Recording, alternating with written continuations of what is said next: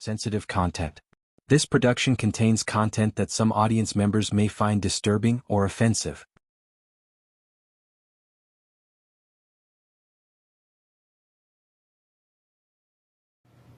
Hey, this is Trinity, and you're listening to Esoteric Truth Radio. This again is going to be an awesome series.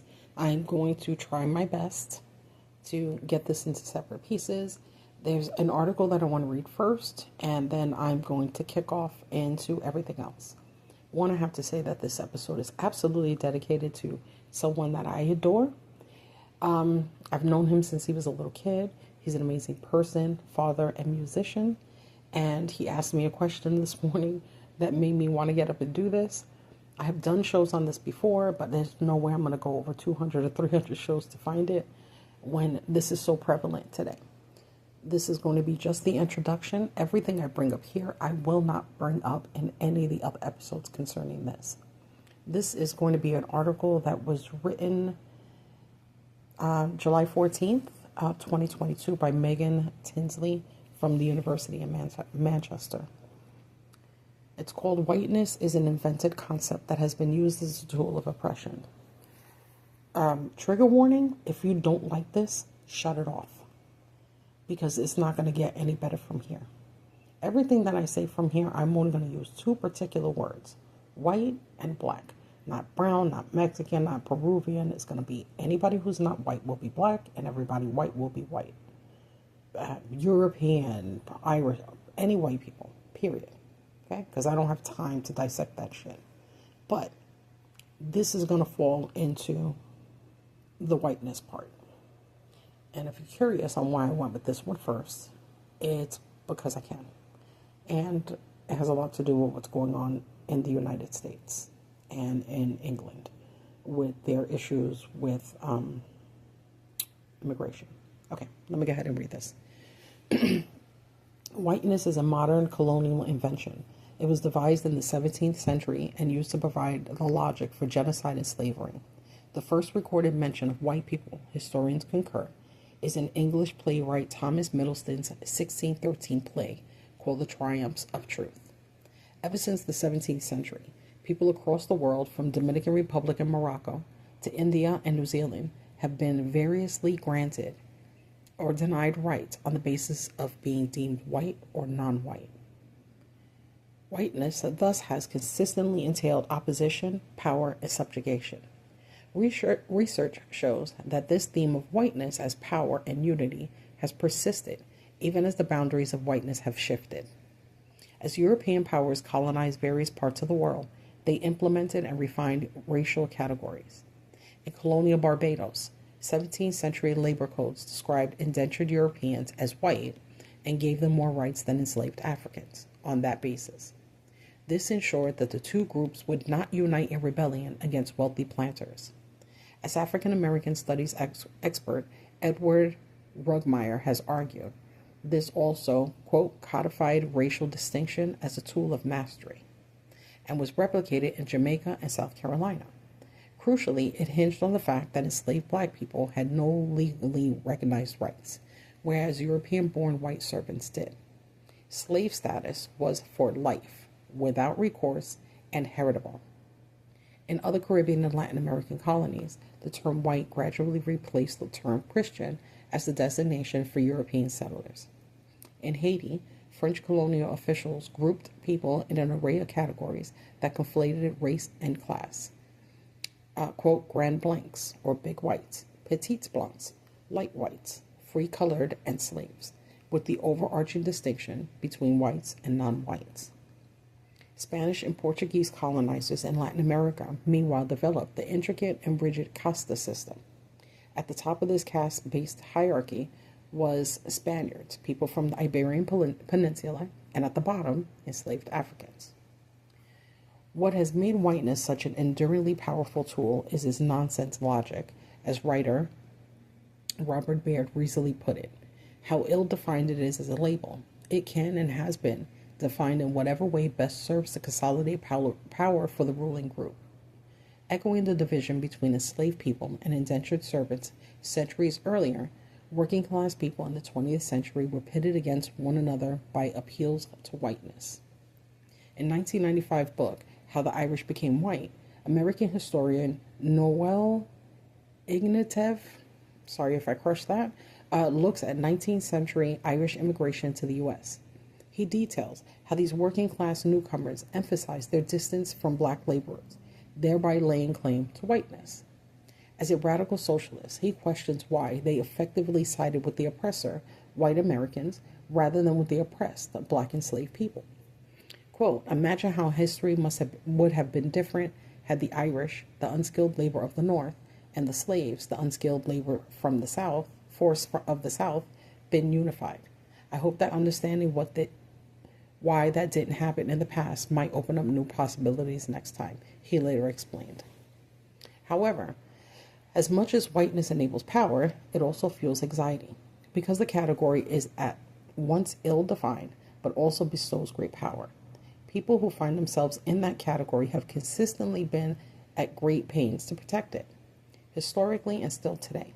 In the minds of many of those who stand most to benefit from it, whiteness must be kept pure. Thus, colonial officials in the British Empire treated white settlers as citizens with rights, but indigenous and enslaved people are threats to the suppressed and controlled. As threats to be suppressed and controlled. For centuries, universities and schools across Europe formalized the notion of white supremacy through knowledge production and decimation. The Swedish botanist Carl Linnaeus, taught that every living being could be categorized and classified into types. The German naturalist John Friedrich Blumenbach claims that human beings were defined into 5 scientific races based on the skull shape, with the Caucasian skull described as the most handsome and becoming. Yes, a fucking skull. Yeah, that was me saying that. Anyway, in India, in the heyday of scientific racism, colonial scientists argued that ethnicity and caste were physical attributes, assigning hierarchical status and privileging proximities to whiteness. And as scientific racism became mainstream, whiteness was naturalized and framed as, quote, common sense for generations of students. Even more sinister were the political and social programs that whiteness justified: eugenics, forced sterilization, and genocide. In the 20th century, the humanities and social sciences, too, were agents of white supremacy. Sociology sought to explain by universalizing the experience of European and North American societies, while either depicting African and Asian societies as, quote, primitive, or writing them out of history entirely. This latter point is crucial. White people and white institutions have long centered their experiences, imagining them to be universal. Universalizing their experience, in turn, has permitted white people to speak of themselves as individuals who are unmarked by race and racism. This stands in contrast to the way in which non-white and black people are collectively othered and racialized, and it continues to be tangible and often terrible daily consequences. Universities and schools impose white-centric curriculums and uniform policy that discriminate against black pupils. Officers over-police black communities in the name of law and order. Authorities adultify black children, which leads to their being treated as criminals. In each case, whiteness enacts violence without being spoken. By remembering the history of whiteness, however, we might begin to address the legacies of empire and slavery. So, here's how that's going to go. I do have a show that you can find. It's on my YouTube channel. And, of course, I can't remember what it's called. Anyway, it's called The Greatest Secret Science Is Ever Told, or something like that. Anyway, it's pretty much talking about human zoos. And how here in the United States, I want to say there's either one or two places that we had our first zoo. It was either in St. Louis or it was in the Bronx Zoo in New York at one of the giant fairs. And they literally had them in cages. People would pay so that they could go up to the cage and see human beings. They had natives in cages with their entire families. I'm talking about like the elders all the way down to their children.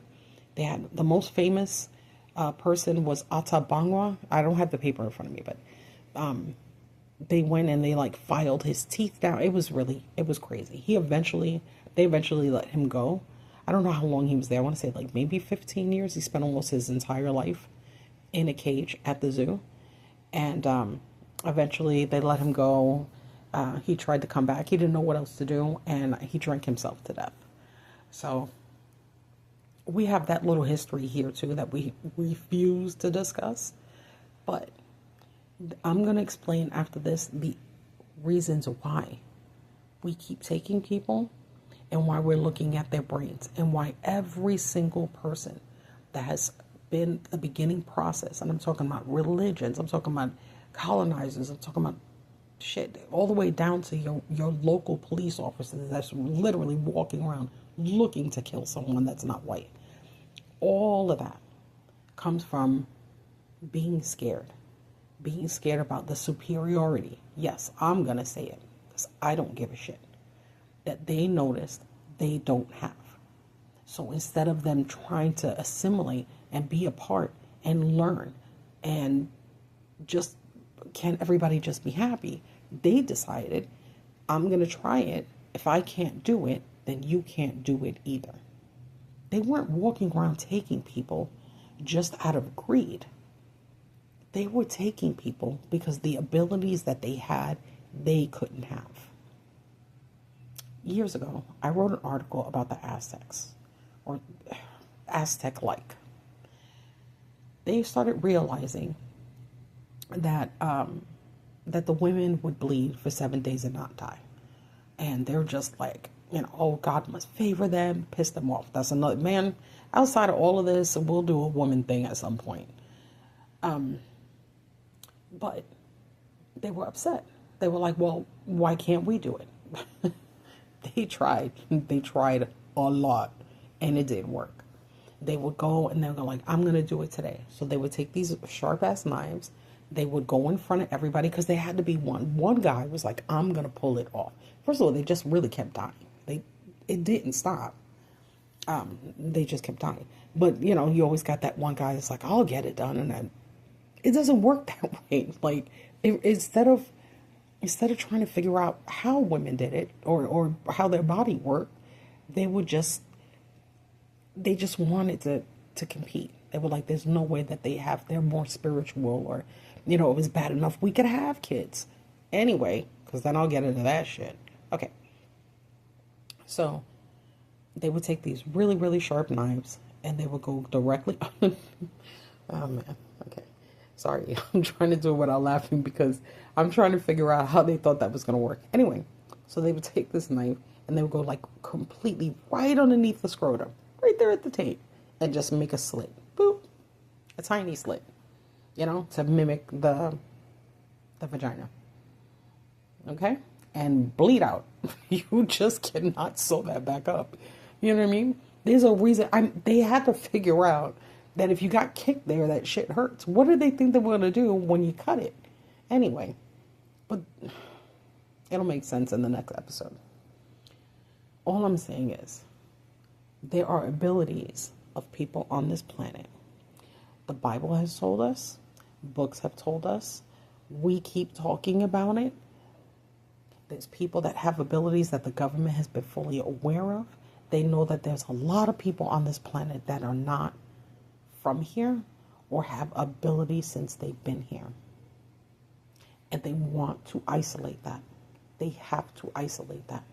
They completely know that when those people figure out what they can do, that's it. And I don't mean protesting. I don't mean burning shit down. I don't mean walking in the street. I don't mean boycotting McDonald's. I'm talking about actual abilities.